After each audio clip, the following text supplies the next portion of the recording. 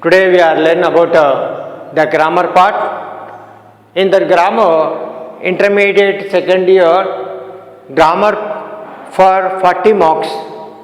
Out of 40, you are divided the first 6 bits.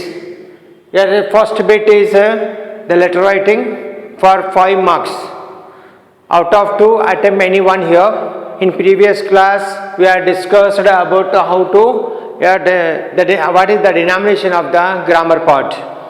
In this period, in this class, we are learn about the parts of letter writing. Here, what is the rules of conditions to write a letter writing.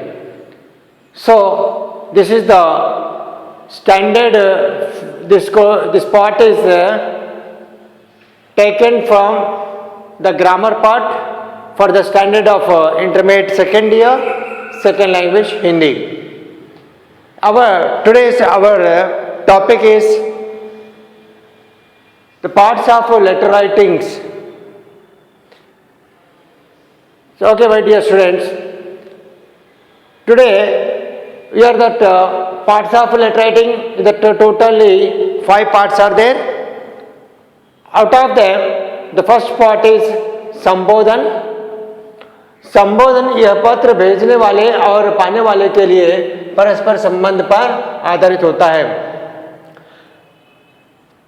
छात्रगण, आज इस अंतर में intermediate द्वितीय वर्ष द्वितीय भाषा हिंदी के स्तर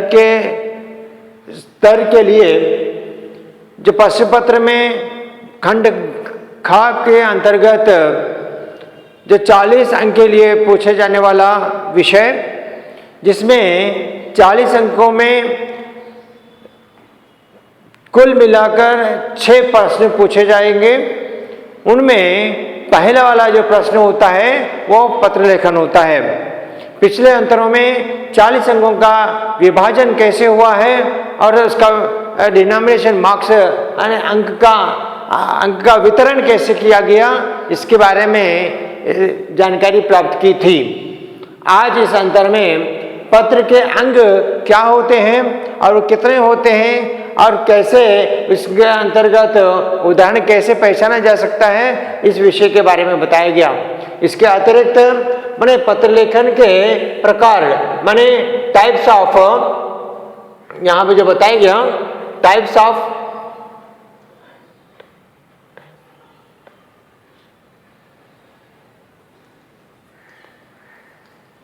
लेटर राइटिंग.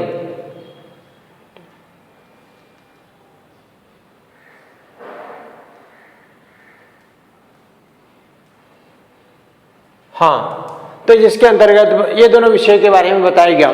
तो संबोधन के अंतर्गत अन्य पत्र के अंग में कुल 5 अंग देखे जाते हैं. उन 5 अंगों में जो पहला जो अंग होता है संबोधन है, और दूसरा वाला जो होता है अभिवादन है, और तीसरा विषय वस्तु, चौथा वाला सामान्य वाक्यांश और समापन का वाक्यांश, और इसके अंतर्गत अधोलेख भी माना देखा जाता है. और प्रेषित का पता, ये भी प्रमुख रूप से ध्यान देने वाला विषय है. माने ये जो 5 है वो पत्र लेखन के अंग माने जाते हैं. अब उसी प्रकार दूसरा वाला विषय जो होता है पत्र के प्रकार के अंतर्गत जब देखा गया, पत्र 2 प्रकार के होते हैं. एक वाला जो होता है औपचारिक रूप है और दूसरा वाला अनौपचारिक है. ये कार्यालयी अथवा व्यवहारिक जो पत्र जो होते हैं वो इस वाले औपचारिक के अंतर्गत माने जाते हैं, और ये अनौपचारिक के अंतर्गत जो होते हैं वो निजी पत्र यानी व्यक्तिगत पत्र इसके अंतर्गत देखे जाते हैं. और इस पत्र का लिखने की विधि पद्धति क्या होती है वो विस्तार सा एक एक विषय के अंतर्गत विश्लेषण अगले अंतर में किया जाएगा. अब ये विषय देखना है कि पत्र के अंग के विस्तार से विश्लेषण कैसे कौन से किसे संबोधन कहाँ लिखा जाता है और किस प्रकार से उसके अंतर्गत उदाहरण शब्द प्रयोग किए जाते हैं, इस वाले के बारे में देखा गया।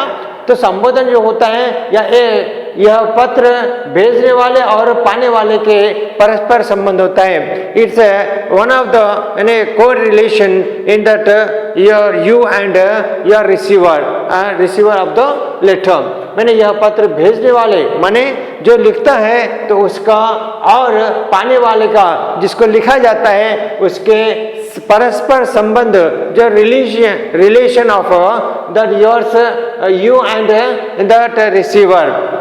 तो जैसे देखा जाता है प्रिय महोदय, ये शब्द का प्रयोग किया जाता है। प्रिय महोदय ये अपरिचित लोगों के लिए किया जाता है, जिसका अननोन पर्सन के लिए प्रिय महोदय, जिसमें respective word that's a dear friend, है ना, प्रिय महोदय। और रेस्पेक्टिव वर्ड है, यह आदरणीय रूप में प्रयोग किए जाने वाला संबोधन जो होता है, स्तर के अनुसार आदर का किए जाने वाले शब्द ये संबोधन के अंतर्गत माने जाते हैं। जैसे पहला एक शब्द का प्रयोग किया जाता है प्रिय महोदय।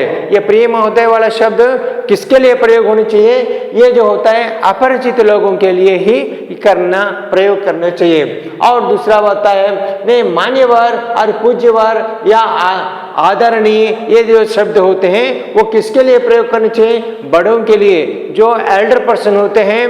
तो sir, respected sir, reverend sir, like this in English. The same way here मान्यवर, पूज्यवर, आदरणीय, ये जो होते हैं बड़े लोगों के लिए किए जाने वाले शब्द है।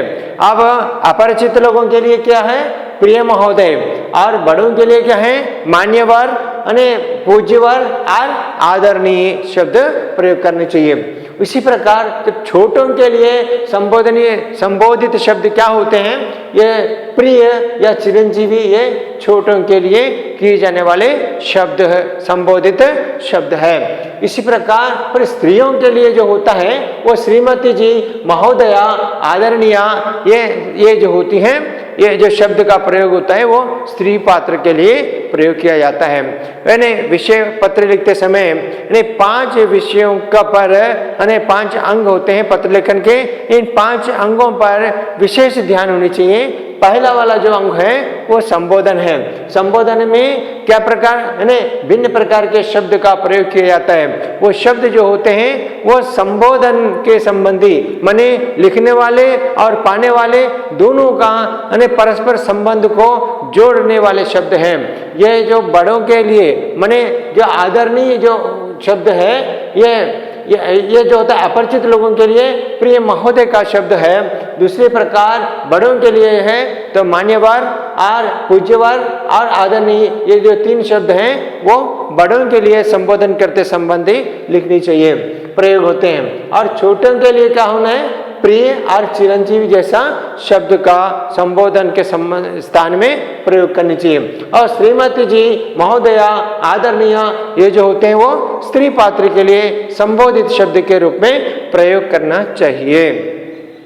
ये इसके बाद है दूसरा, पत्र के अंगों में दूसरा अंग होता है अभिवादन।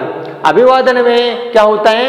नमस्ते, दया, सादर प्रणाम, प्रसन्न रहो, आशीर्वाद आदि, ये जो होते हैं शब्द, ये किसके लिए? अभिवादन के लिए होता है ना। ये जो होता है नमस्ते, सादर प्रणाम, प्रसन्न रहो, ये सारे जो होते हैं ये किसके लिए? अभिवादन के लिए। संबोधन के निचली भाग में अभिवादन किया जाता है ना। जैसे यहाँ पर उदाहरण के रूप में देखें, जैसे प्रिय महोदय,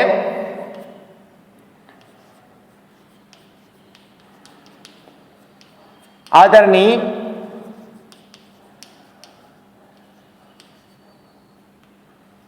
ये जो संबंध है, ये वाले जो शब्द का ये प्रयोग जो होता है वो संबोधन के रूप में किया जाता है। प्रिय महोदय यानी मान्यवर, पूज्यवर, इस प्रकार से संबोधन के रूप में प्रयोग किए।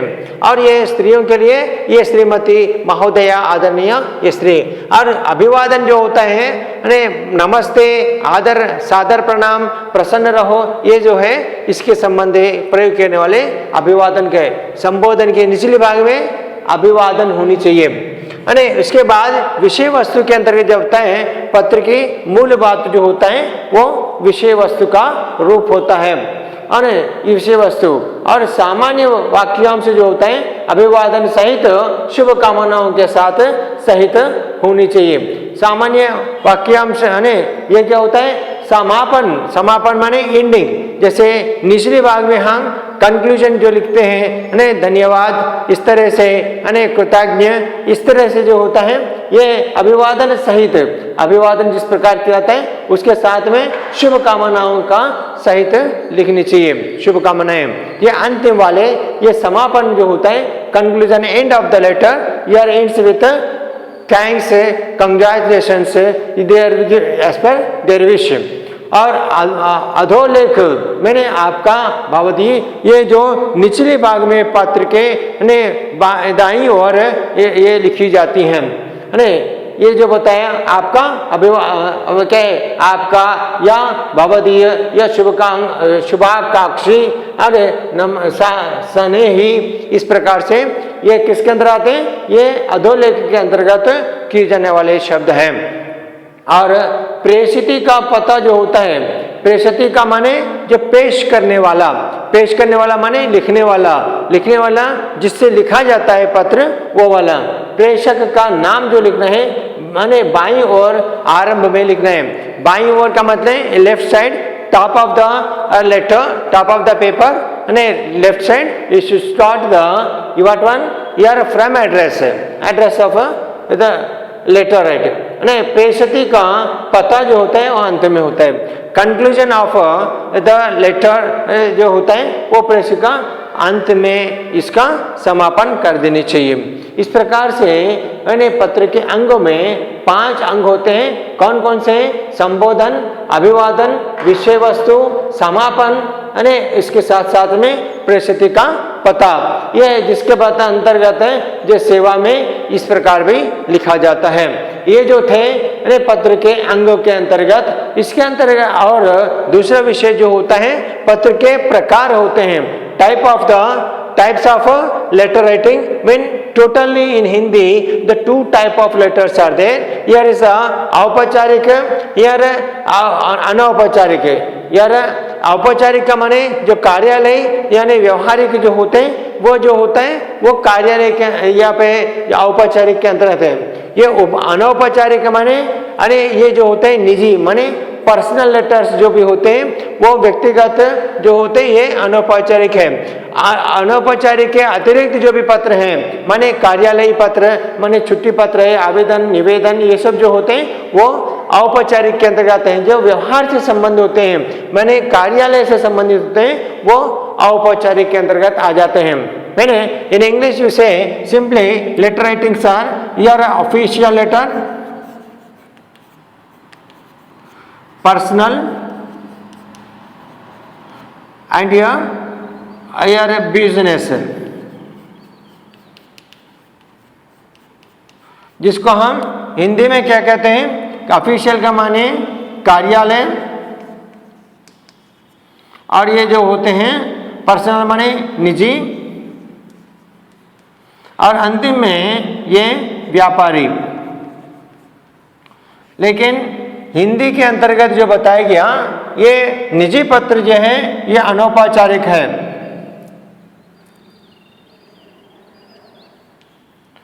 अनौपचारिक ये और ये जो होते हैं ये औपचारिक में आते हैं। औपचारिक, औपचारिक।